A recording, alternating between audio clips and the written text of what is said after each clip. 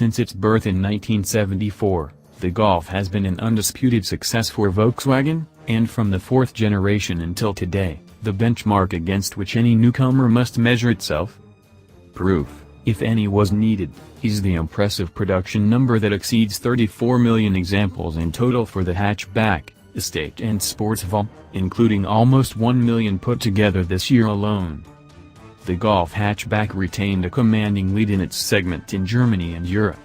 The Golf estate recorded the strongest growth in the Golf family, at 11+%, compared with the previous year, Volkswagen said.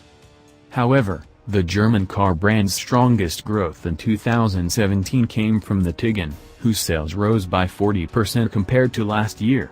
In total, 730,000 units of the SUV were shipped to customers worldwide, with most orders coming from China and Germany. Retaining a commanding lead in the MPV segment in Germany is the Tiguan. The minivan is quite popular in other European markets as well, and it brought important revenue for the group in 2017 with approximately 150,000 units being shipped to customers worldwide.